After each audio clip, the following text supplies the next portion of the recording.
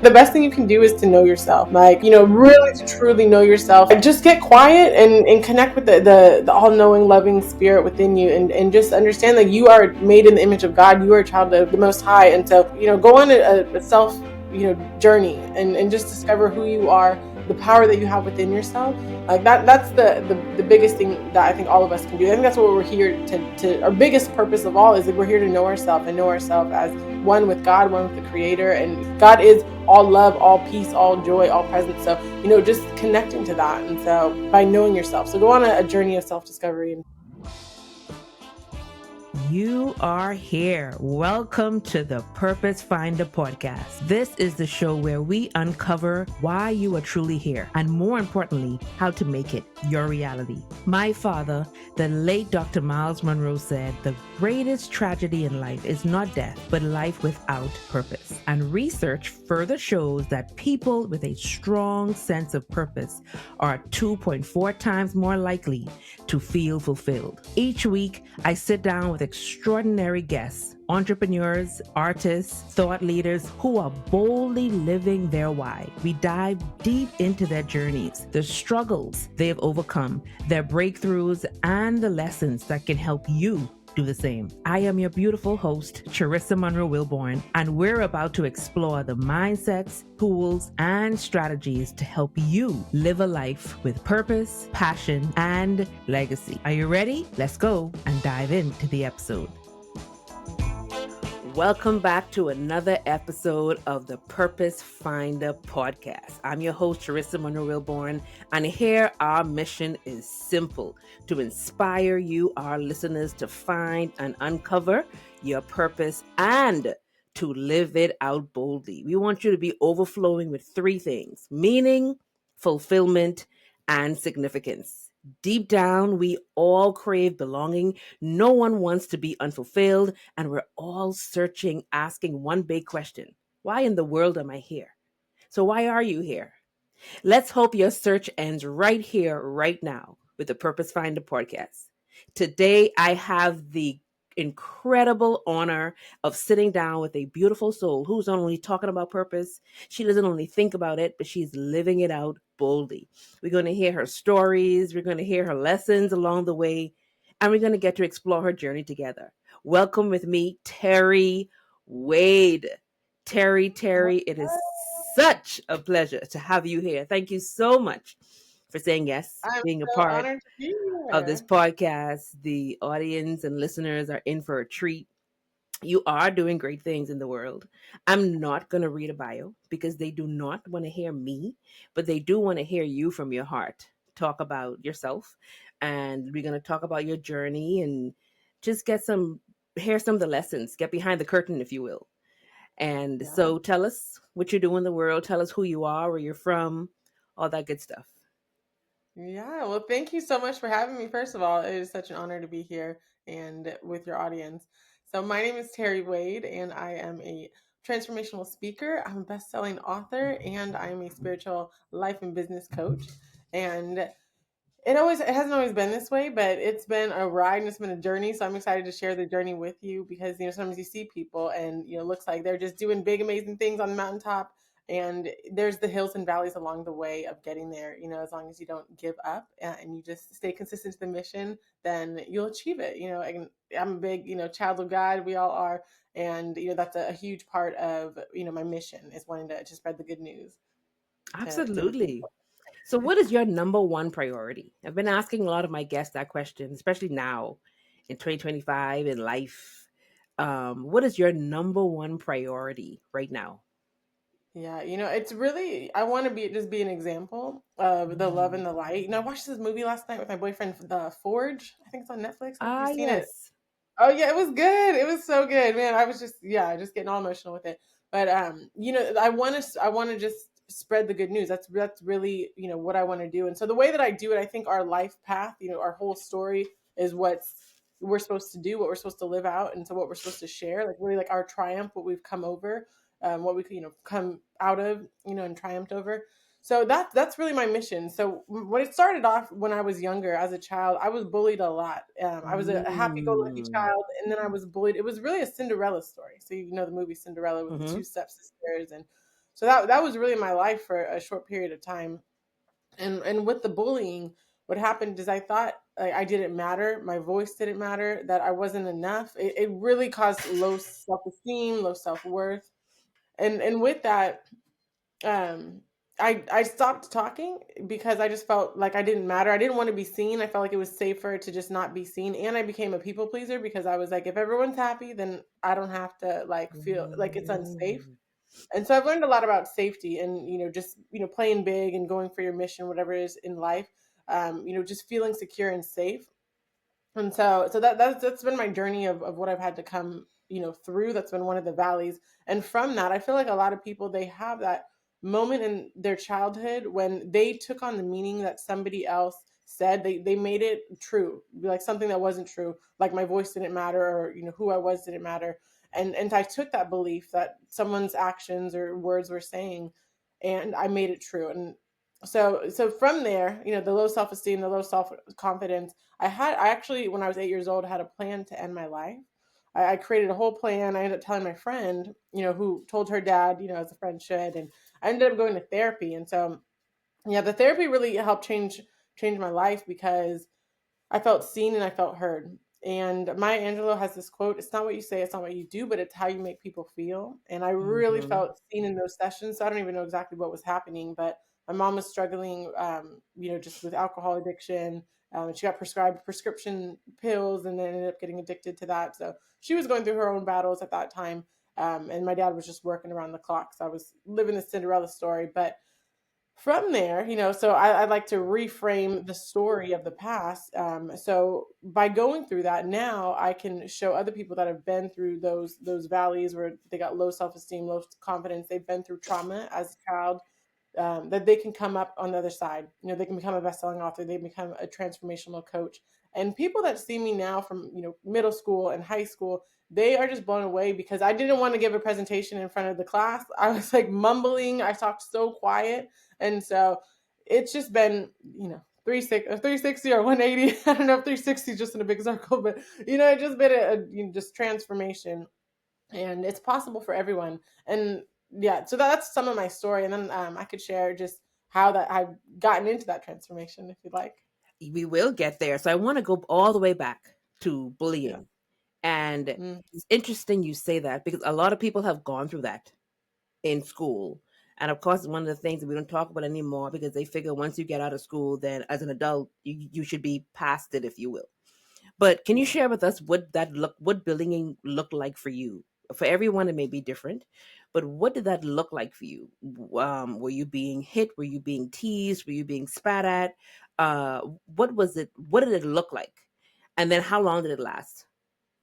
Yeah. So what it looked like, so I mean, it was really like the Cinderella story. So I was, at first when I got sisters, I was so excited because I, was born only child. And so I finally around 7, 6, 7. It was my dad was dating this lady that had two girls, and so once they got married and we lived together, I was so excited. And my mom's a very caring person, so she always wants to go above and beyond to care for me. So I always wanted to do for them, like, oh, like what can I do for you? What can I get for you? Like just excited to have sisters. And now I understand the dynamic. Interestingly enough, that I'm a stepmom, with the brothers and sisters. But they were just teasing, and then it became like you got to do the chores, and if you don't do the chores, we're going to say that you were cussing. So weren't allowed to cuss, Mm. or we're going to break something like this fancy vase. We're going to break the vase and say that you broke it, and then it's two against one.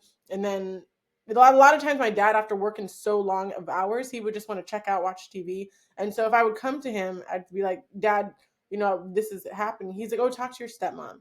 And she was sided with her kids. And so then it was just like I felt like I wasn't seen, I wasn't heard. So I was just doing all the chores. And I actually didn't realize how bad it was until my stepmom's brother came to live with us for a little while, and he saw what was happening. He's like, Terry, you need to sit on the couch, and we are going to watch them work, because I was always just doing all the work, all the chores, all the everything. And so that's when I knew it was really bad, because I had this adult figure saying like, this is unacceptable, you need to sit down and we're going to watch them work from now on, because I was doing everything. So it was just like, being like the little slave girl to these people. And so yeah, I mean, we had our good times. We went to Tahoe and ski trips and all that. And when you're younger, you don't really internalize it. You can't think clearly through everything that's going on. You're kind of just living through the motions.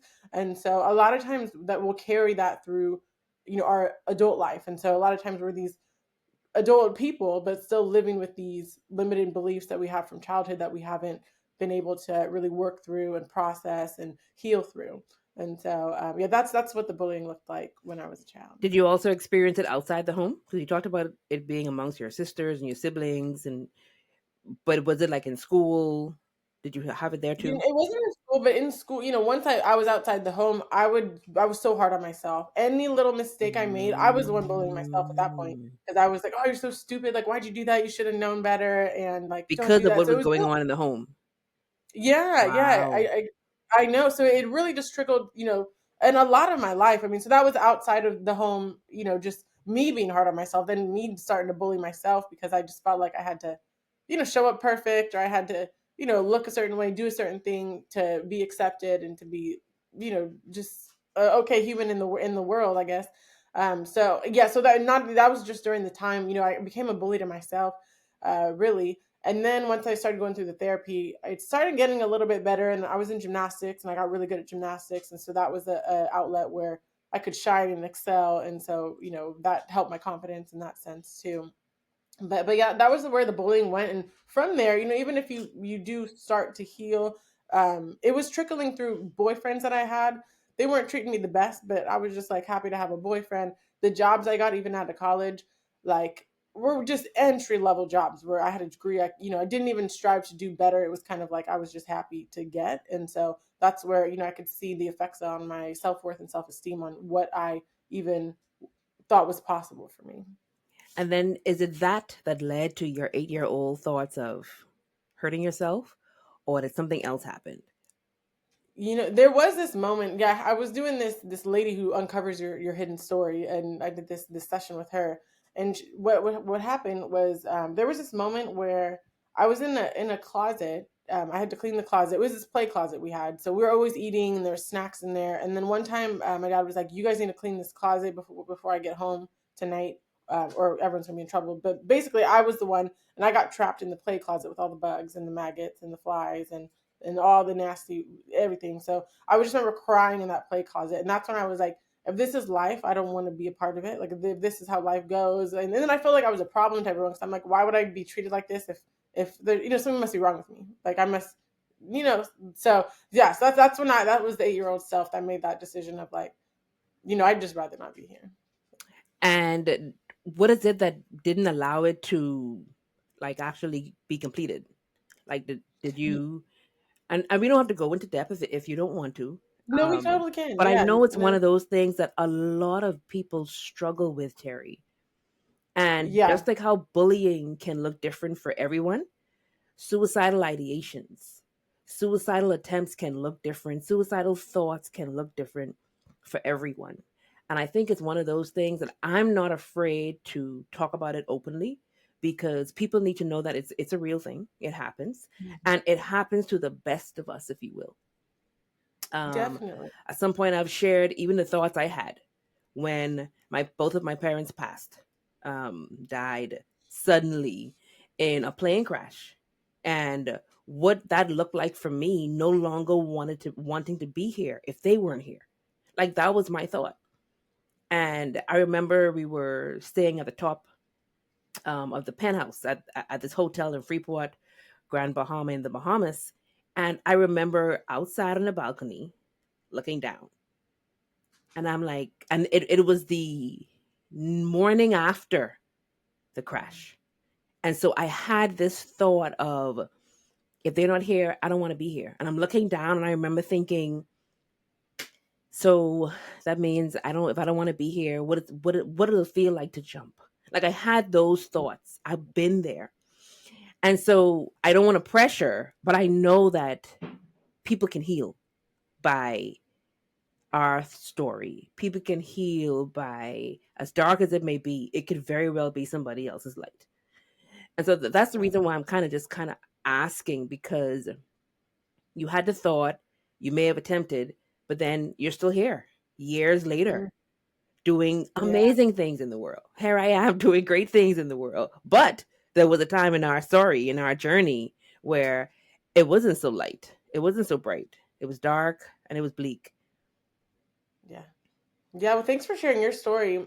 So there, I didn't attempt it, but I did. So what happened was, my dad, he, works just for the government and law enforcement, and so he had a gun with him, and I was walking down. So it's like an 8-year-old. So he never, like, I didn't know, he didn't show it off or show it or anything, but I was going to the bathroom. I was walking down the hallway, and I passed his room, and out of the corner of my eye, I saw there was a gun. Like, he had opened a drawer, and I just saw there was a gun, and it was just like kind of shining, and then I had the thought, like, this could be the way out. Like, this could be the way. Like, just take the gun, use it, done. And and I don't know if I saw that in a movie. I don't even know how, I thought of that, but that was the way. And so I told my friend, I had this one friend at the time at school, and I told her about the plan. I told her about the gun. And I told her, like, I don't want to be here, and this is the way I could end it. And Mm. so, yeah, I mean, just crazy to think about, such a young child. I have an 8-year-old stepdaughter. So, yeah, like, it just like brings me to tears thinking, like, such a beautiful, like, innocent little girl would have those thoughts. Yeah. Um, but yeah, so I didn't attempt it, but that was the plan.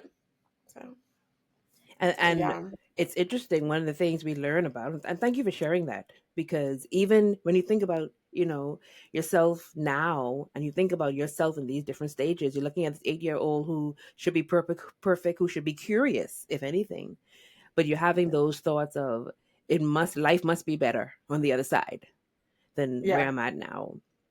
Um, and suicide ideations always come with, like, there's always that, when there's a plan in place and it becomes really uh an issue. But for you, there was this idea, you had the means, because the means was present, mhm. you saw the means, there was this plan. But then why wasn't there an attempt? What was that thing, that Yeah. season, Well, that moment?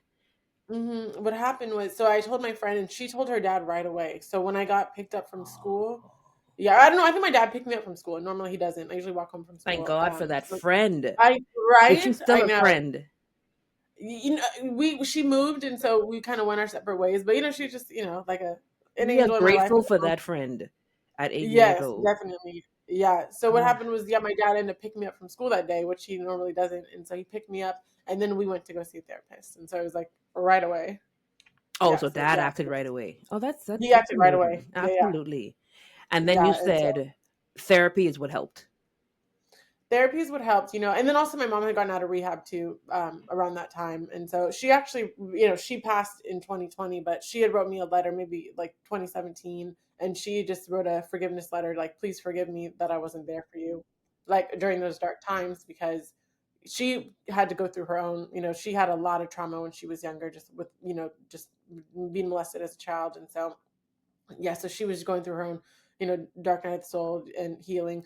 So yeah, it was the mix of her coming out, the feeling seen and loved and heard, and like I matter, and just having fun, and playing the therapist. We kind of just played games, so young, and talked and played games, and so yeah, so that really helped me. But yeah, it kind of was a trickle, throughout my life. What I was saying, like with the jobs and the boyfriends, but I'm trying to think if there was a time where I was like, there's got to be better than this. But I remember seeing when I was younger Tony Robbins, like on the infomercials, the super late night, and he was just like, you can be great and you have power within you, like all these things. And I remember thinking, like, that's amazing, like there's the things that he was saying. That could be me, yeah. And then another thing that had happened was, someone invited me to this network marketing company when I was still in college, but they introduced me to the movie The Secret. So one night at the network marketing, they had a movie night, and so it was the movie The Secret. And we know Lisa Nichols on The Secret.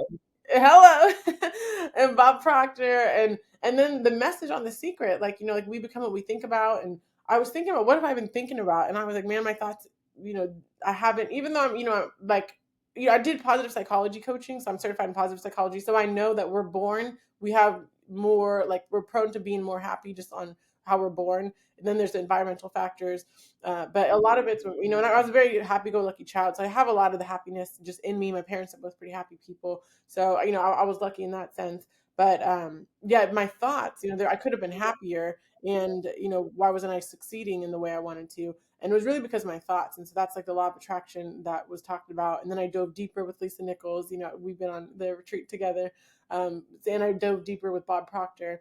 And what happened is I learned about the mind. I learned about even the law of vibration, precedes the law of attraction, really, where it's like, what are you vibrating with based on the thoughts you're thinking, internalizing, the beliefs you have, the behaviors you're doing. So I really just started to go deep into the inner work, just hiring these coaches, because the secret it just struck something in me, like, and I was always so curious, like, why are we here? What are we doing? What's the purpose? It's Purpose There Finder is podcast. it. Yeah, like, And why there, are we here? ladies and gentlemen, is why we are here. Oh, I'm so grateful to hear you say you've had those thoughts. You always want to know, why are we here? Why am I here?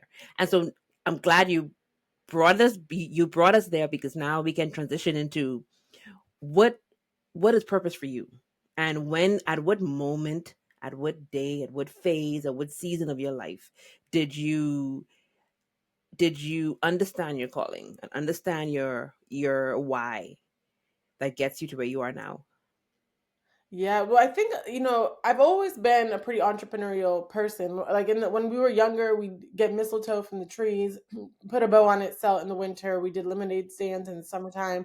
So I always had this entrepreneurial spirit. I've worked for a lot of small businesses. My uncle had a cafe. That was one of my first jobs. And so I was really like interested in business and starting your own business. I worked for some franchise owners for the little gym and Kumon, even, like you buy a franchise. And so I was always really close with the owner. And I realized, man, if these people can do it, I can do it. So that was always a part of me. And I think whatever desire we have on our heart is part of our life path and a part of our purpose. Like, I don't necessarily have a dream to go to the moon or to be in outer space. And so, but people do, and that's their calling. If I think if it's on your heart, then it's part of your calling. And so I always had, this zest for entrepreneurship and business, and just helping people through a business. And so I like the idea of being able to live on your terms. um yeah, and then, just be of service in that way. So that was a calling for me. And what I like to do is, when I was in school, I went undecided, because I was like, I'm not sure what I want to do, there's just so many options.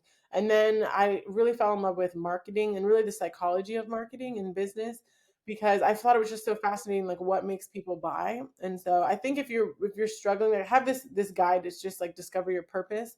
And basically, it's like, what would you do for free? What do your friends say you're good at? Like, why, what's your story? What have you triumphed over? And so for me, it's helping people with the mindset. Like, I've been, down with no confidence, no self-esteem. And then now I can show up on podcasts, I can show up on stage, I write books about, the dark times that I've gone through, and I can do it with confidence, and I can do it without, worrying what people are going to think, trying to be, please people. Like, I have the boundaries, I have my values, I know that I'm, and living my mission. So I help people do that now. So with the Lady Entrepreneur Society that I have, I help people with their mindset and their marketing. So I help people, to do the reels and the marketing. So getting the hooks, getting the customer journey and the strategies, putting their offers together. And then really the mindset is so big, because even when I was a business professor for a while at a college, the students had these brilliant ideas and they wouldn't go for it. And one of them, we secured like a loan, grant, a loan for him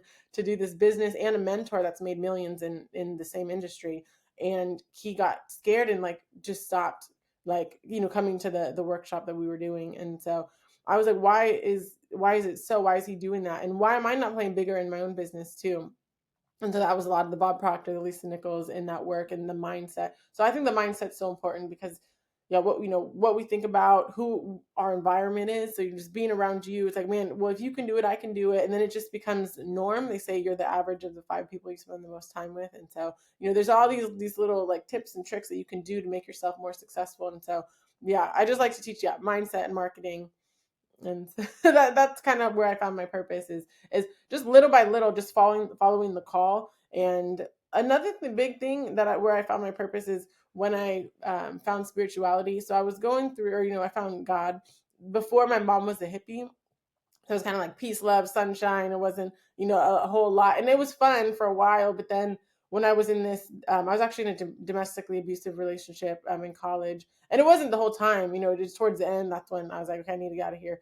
When I was like, we're going through a rough patch, I wanted to leave. And that's when it started getting physical. And so from there, my friends like, let's go to church. And so I went to church. And, like I'd kind of been with family but didn't understand it. But I went to church that day, and it was a church in LA. It was like this Dream Center church, and this lady, I forgot her name, but she's Jordan on the movie Soul Food, and she was in the church, and I love the movie Soul Food. And that movie just happened after my boyfriend, we had gotten into it. He took my car and left.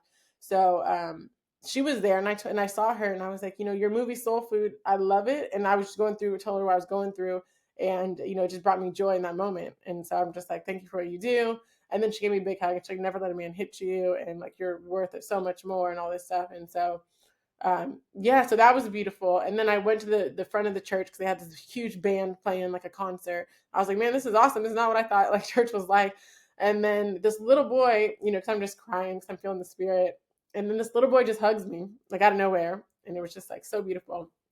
So then that got me like learning more that like there's a bigger purpose than me. It's not just like sunshine and rainbows and that's it, and then you die and you go to dust. But there's like a bigger force, a creator that created me out of love and that loves me, and that's here to guide me if I'm willing to listen. Amazing. And so you get past this childhood, you get into your calling and your purpose, and you're walking in it, and you're pursuing it. But in your pursuing it, you realize the darkness didn't end at 8. It Yeah. it continues on that journey even as you're pursuing it. And so what are some of those things that even when you said yes to your calling, you knew what your calling was, you did all the certifications, the studying, you're in your work, you're helping people, but then there is boom, another storm, boom, another stone through it, boom, another just tragedy, and but you're on your journey to living out your purpose and doing what your calling is. But you still go through these ups and downs. How have you gotten past some of those ups and downs? How have you gotten past some of those storms and through those storms, even though you're on your purpose journey? Yeah, it's really about having the mentors in place has been just so big for me. Like it's just been so big just to hold me in times of because I've learned to set boundaries. I've learned that, so my faith definitely has, anchored me in like it's gonna be okay, like I'm not alone in this. And then the mentors, so even when so with Elisa Nichols, when I signed up for the retreat, I had become a director at the Small Business Development Center. And so I was the director of the center, and then it was, there was just me and one of the people didn't get along, so I ended up leaving there. But it was right after I had just signed up, so it was like 2,000 a month we had to pay to pay off this retreat. And so I just signed, and then I didn't have a job anymore. So I'm like, oh my goodness, what am I gonna do? And so but it just keeping the faith, keeping the call. I'm really like, hey, what would you have me do? What would you have me say? Where would you have me go? And so that was when so it was right before COVID too. And so then I'm like, I'm gonna just go all in on business. And so then Lisa Nichols has her Abundance Now book, and it talks about her abundance retreats. And so then I did an abundance mastermind because I was in a mastermind, and it was so helpful for me at that time. I just like, it just got this divine idea, just being quiet, just saying, with spirit. And I got this idea, like run your own mastermind, like run your own abundance mastermind. So from there, then I launched an abundance mastermind. I got 6 people to sign up. It was a 6 month program. So that was like, whoo, thank God. So then I was able to pay for the retreat, get some money that really, sparked the entrepreneur journey for me. So yeah, it's just staying faithful to the call, knowing I'm guided and supported. And I don't think like if there's a challenge, there's a lesson in it. It's not like it's just preparing me for my next. And I know that now. And so I'm here taking um notes because I'm like, yes. And so you talk about Lisa Nichols, and I guess I have to say, so that's how you and I met yeah. at one of her retreats um, in the Bahamas. And I just remember you being, I don't know if we met, if we connected because we had to partner, or Yeah, that was if it. or if we just was there because it was a women's retreat. So of course, you're with these women for 4 days, 4 or 5 days. But it was beautiful. I just remember you being a very, very beautiful soul, inside and out. And Lisa's big on community. She's big on support. She's big on connection. And so one of the things that she would have reinforced and enforced without pushing the issue was make sure you don't let our connection stop here. And so Wow. that's been a couple of years ago now. And Right. you and I have done some work together. We have stayed in contact. And I said, I got to get Terri on the show because, and even then, Terri, I didn't know your full story. I didn't know your Oh full yeah. story. What I did know was that everybody, what understand in life is everybody that you meet, even though they may not look it, even though they may not say it, and even though they may not act it, they've gone through something. Yes. And so one Oh. thing we know is everyone at at the retreat was playing big. Because when you come to Lisa Nichols, you don't play small. And so we were playing big, but everybody in the room, and it was about 30 of us, and every woman in the room also had some things that we were healing, that we Mhm. needed breakthrough, and that we needed a transformation. And so that much I know. And so I've just watched you, even with your book. Now it all makes sense also that your Yeah. book is entitled what it is, and I'll let you talk about that later. But your book is all about this happiness that you talk about, and I'm like, in my mind, I'm sitting here thinking, that is why. But now you get to see the beauty of the mountaintop when you truly hear about the lessons and the valleys and the darkness that people go through. Like it makes what you do in the world now even more amazing to me, at least. And part of it is Yeah. because I know. Yes, absolutely. I must give you your flowers. But that's how you and I Yeah. met. Thank But I you. say Oh, that thank you. I bring that how we met to the forefront because we both were searching for a mentor or a coach or someone who is doing what we want to do or who is 25, 30, 40 years ahead of where we want to be.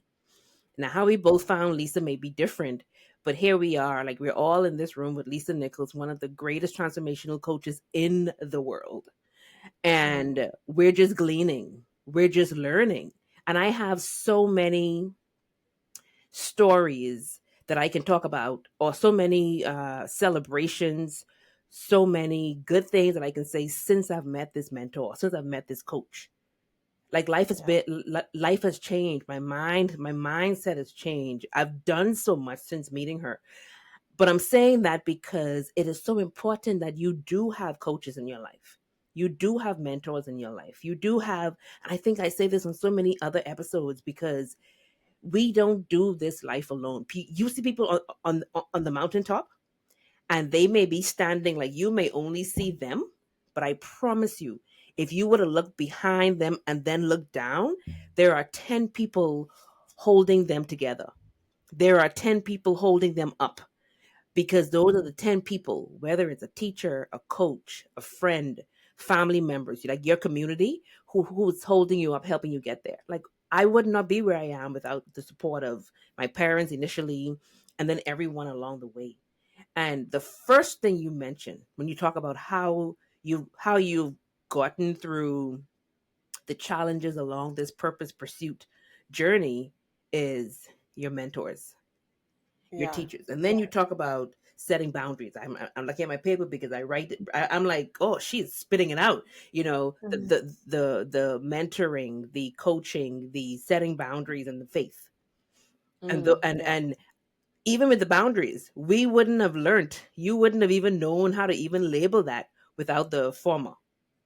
Right. Of Because the one mentor. of the Yeah. big things Lisa's about is setting boundaries for your life. Oh yeah. Setting boundaries for And I your wanted to I wanted to just say with Lisa Nichols, like the reason like she's so relatable is because we know her story. She life. had less than $20 in her bank account when she was trying to, and she had Think it was Jelani and 11, $11.60, 11, yeah, something yeah. like that.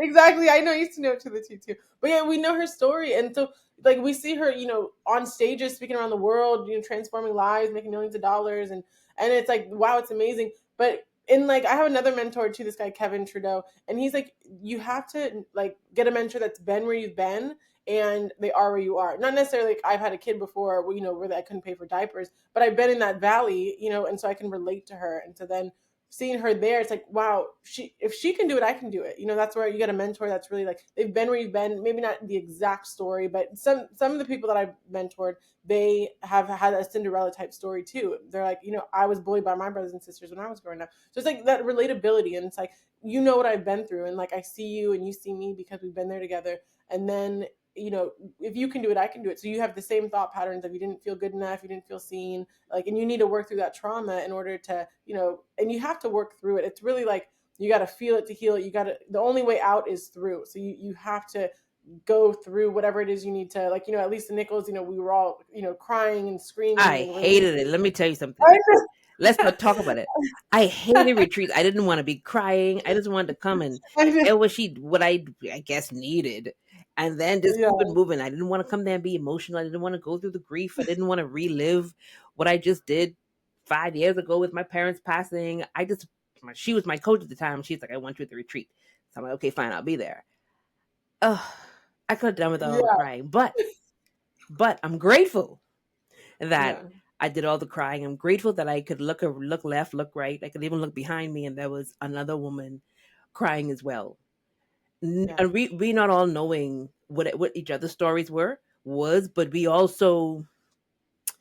just knew that here we are, and we get to heal together. We get to bond together.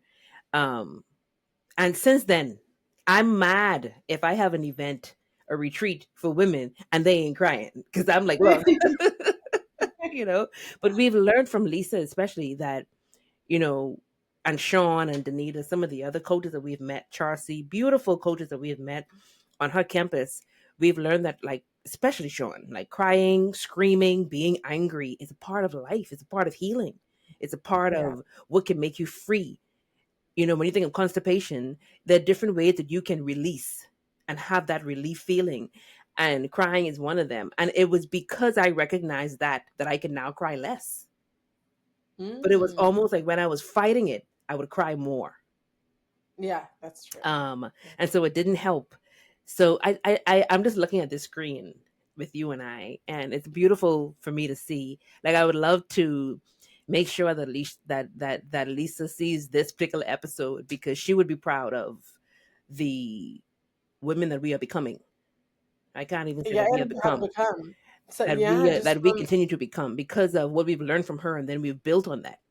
Because now yeah. you mentioned another coach. I have another coach named John. I now coach with Charcy. We've built on the foundation that she has laid in our lives since then, and that's what she would have liked to have seen. But it is, and even along that journey since meeting her, man, on this journey of whether you're an employer or an employee, or you have your own business, or you work for someone, as long as you're living a life of purpose, like you're living on purpose, it ain't always peaches and cream. Mm-mm. We're not always No. on a picnic. There's going to be some years when making you're meeting all of your milestones and all of your goals, and then there's some years where it's like you ain't made a cent, and then you have to make a Mm-hmm. decision, you know. But Yeah.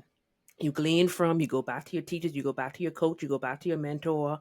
You, like Sean would say, Sean Smith would say, you assess and you adjust, and then you go at it again, and you keep doing it. um So it's just beautiful. It's beautiful to see even what you're doing. And I talk about this book that you wrote. I'm going to let you give the topic and let you talk a little bit about where it came from and why. But I understand the why now. I understand the purpose of the book and how it can help somebody else. So tell us about this book. Yeah. Well, I have it here. I'll just show you. Bright yellow. A to Yeah, and Z little happy.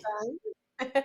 A to Z happy. So it's a 30-day guide to making happiness a habit, awakening our purpose, and experiencing the love, peace, freedom, and abundance that is our birthright. And so what happens is it goes from A to Z. So it's attitude, belief, confidence, all the way down. And you're going to Zen, because I do a lot of meditation, and that really helps me to, just get connected with spirit. And so, I realized, like, I'm not the thinker of my thoughts. So really it was my thoughts when I was younger that was making me, just feel so sad and down. And now I'm Hmm. realizing, those thoughts are not me. So just, I've been doing a lot of meditation practice. And so I can just get connected, to that loving presence, that beautiful spirit within. And then I can see, the egoic thoughts or the monkey mind just, coming and saying, things about the past or things about the future, like, you haven't done enough or you need to do more, or, all those thoughts that are coming in. But then you can just get grounded in the moment. So I have all the different things. M is mindset, and I talk about the mind. And I learned this stick figure from Bob Proctor. It's a silly little drawing, but it talks about how our our conscious thoughts get, the ones that we internalize get suppressed on the subconscious mind, and then those thoughts that we internalize gets put into our feeling state. Our feeling state is our vibration, and the vibration controls how we act and what's attracted to us. And so, yeah, just I put all of my learning through all my coaches throughout the years in the book. And the book starts off by saying, tell my story with, the Cinderella story. And well, actually, the very, very first stories, when I was in college right out of college, but, going through the domestic abuse. And I was like, man, this is enough. Felt like the prodigal son going back home after I left. I went to college down in the LA area and then came back to the Bay Area. And so, yeah, I tell that story. And then the reason the book got written is because this guy who I never remember seeing before, so sometimes people come into your life. And I also study A Course in Miracles, and it says, every encounter is an opportunity for soul growth with every person that you're talking to. And so, yeah, like he had said, you're always so happy. You should write a book about it. Or no, he didn't say you should write a book. He said you should bottle it up and sell it. And so I was like, how can I do that?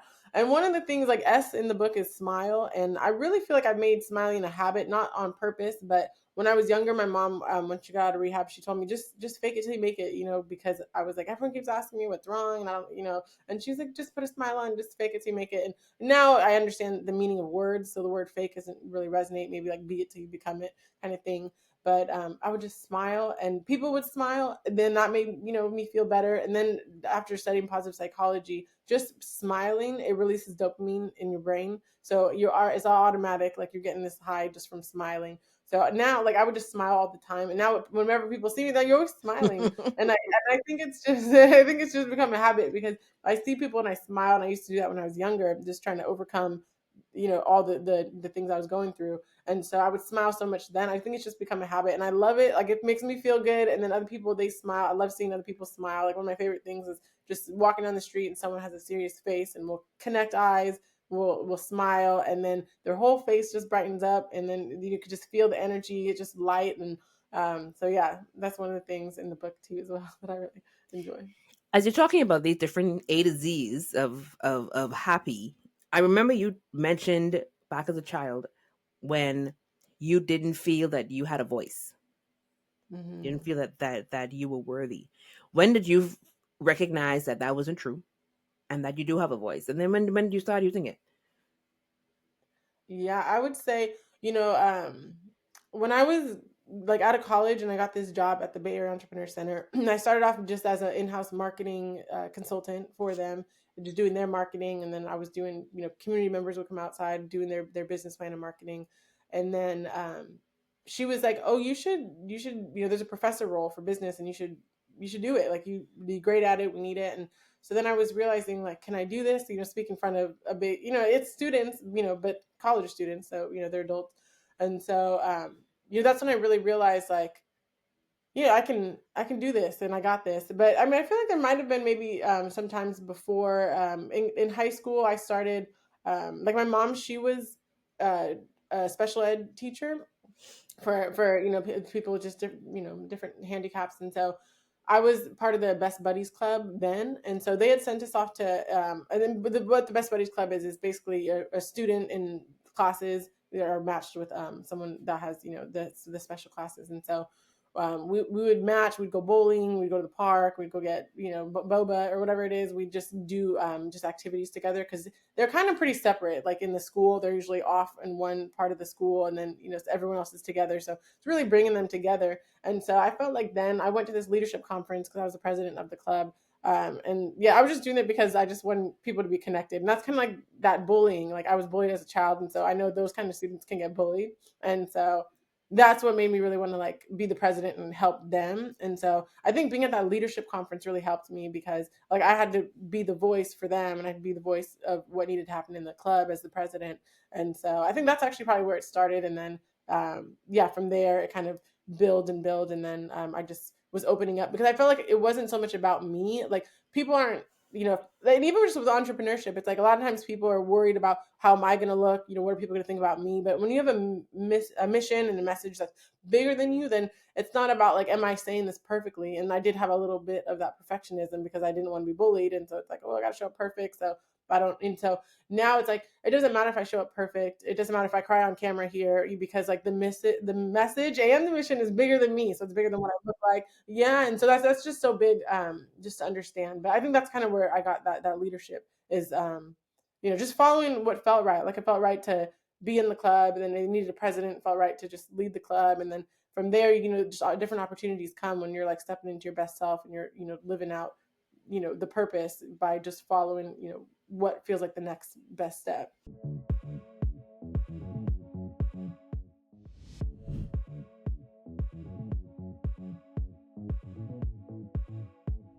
I'm here in Mexico City at the Pave the Path Retreat 2024. This first day has been amazing. We tend to look for answers on the outside of ourselves, but a lot of our solutions to our problems are on the inside of us. If I had to wrap this up in one word, I would use the word transformative. One thing I learned day one is, I guess, be open to the applause when you have people that are on your side cheering you on. Transformation is a process, so I don't expect us to get to a place where we're completely transformed. You should never be transformed. There should always be a transforming continually happening. My relationship to love is that I believe love is something you have to conquer. So I always go for challenging people versus love is something that you find, or love is something that finds you, where then I would date the people who actually want to be with me and not the ones who are avoiding.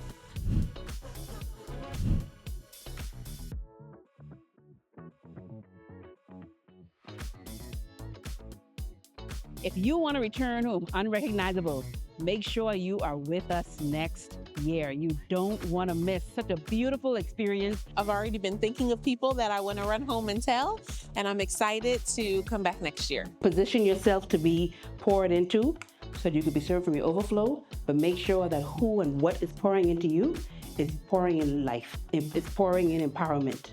It's pouring in good, positive vibes, because you don't want to be filling and pouring and overflowing on serving the people you serve with a bunch of oil. Y'all better come on this retreat.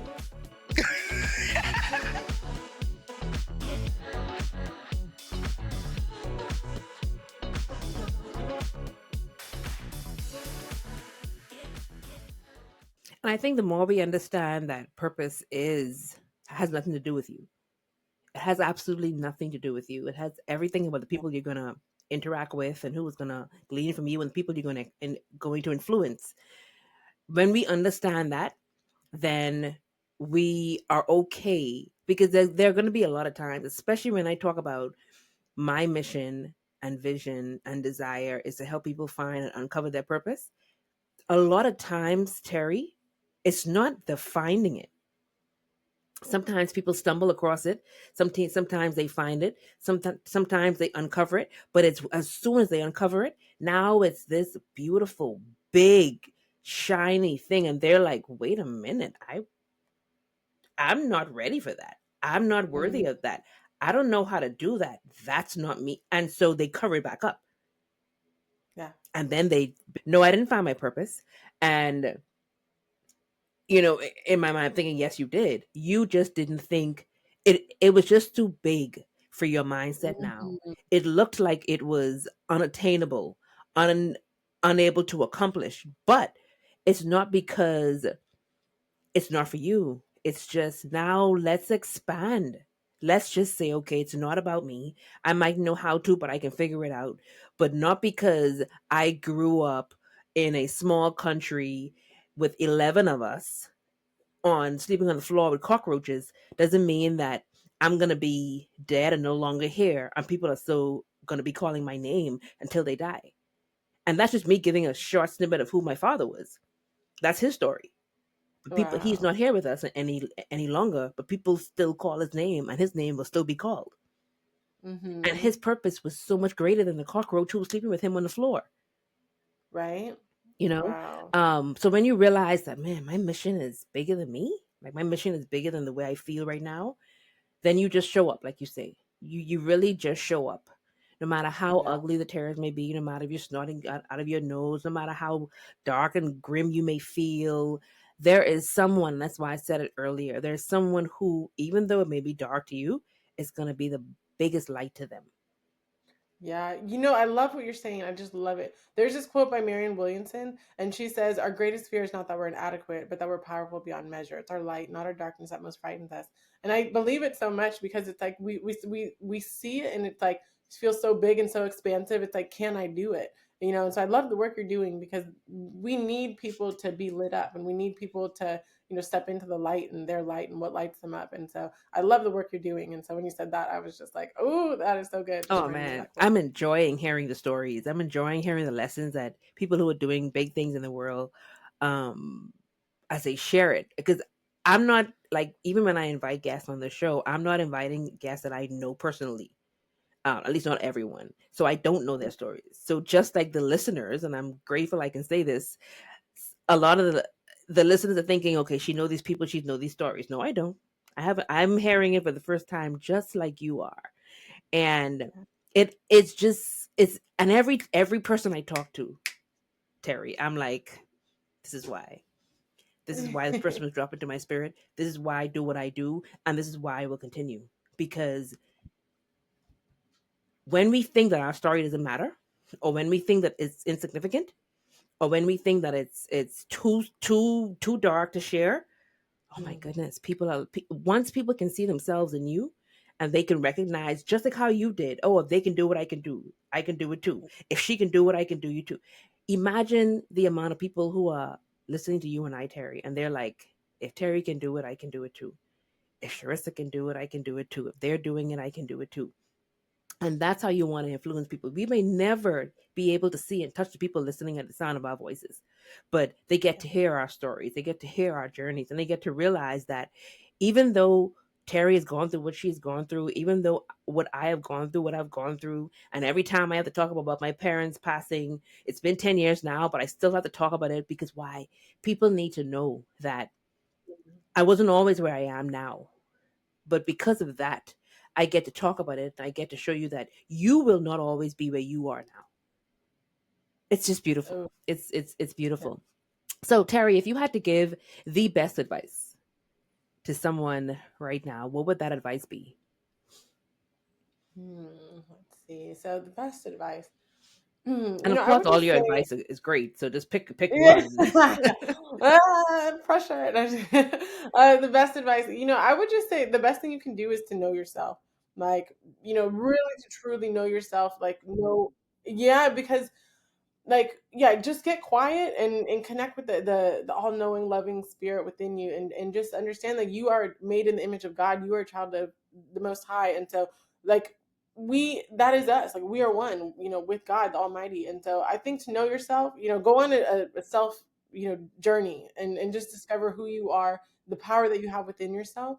Like, that's the biggest thing that I think all of us can do. I think that's what we're here to our biggest purpose of all is, like, we're here to know ourselves, and know ourselves as one with God, one with the Creator. And our he, not even he, but like, God is all love, all peace, all joy, all presence. So just connecting to that. And so by knowing yourself, so go on a journey of self-discovery and finding your purpose. Get a mentor like Teresa.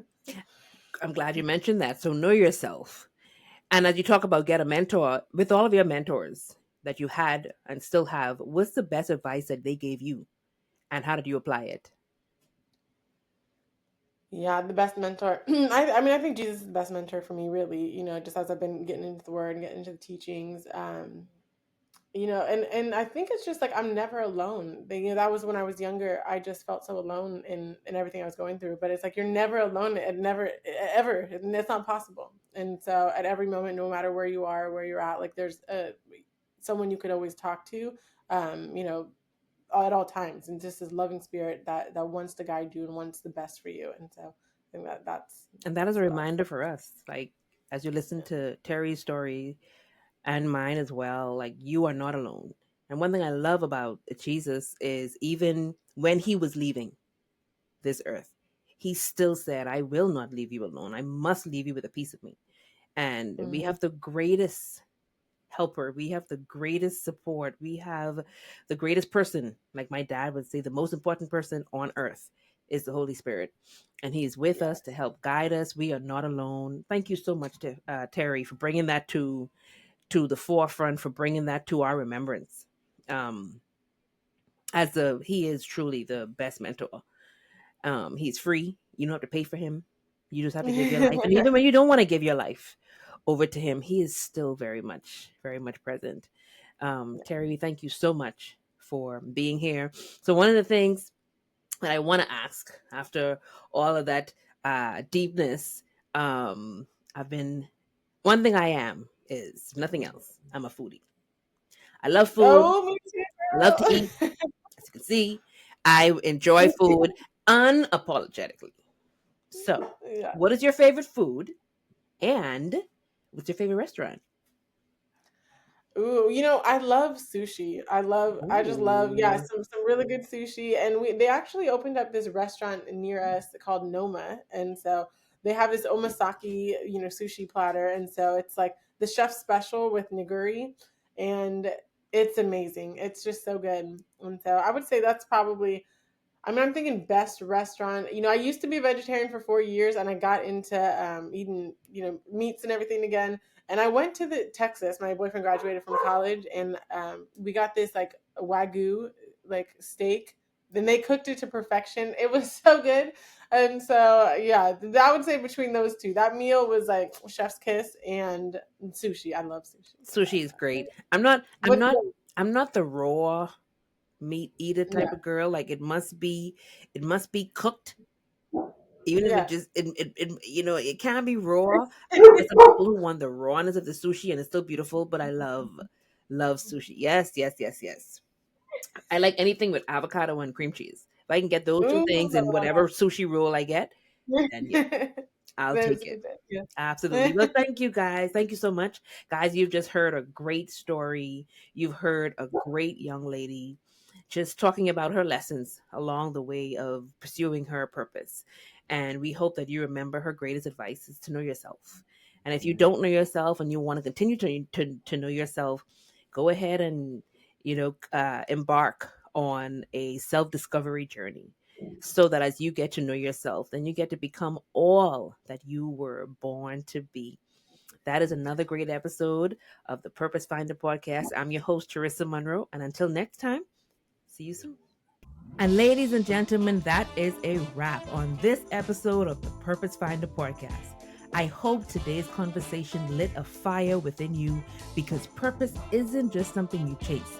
It is something you live every single day. If this episode resonated with you, don't keep it to yourself. Leave a review on your favorite podcast platform. Your feedback helps us reach more people on their journey to purpose. Let's continue the journey together. Join the Purpose Finder community on Facebook for exclusive insights, tools, and a tribe of purpose-driven people just like you. And remember, the two most important days in your life are the day you are born and the day you find out why. Your purpose isn't far off. It's already within you. It's time for you to uncover it and live it boldly. Until next time, stay inspired, stay intentional, and keep walking in your purpose.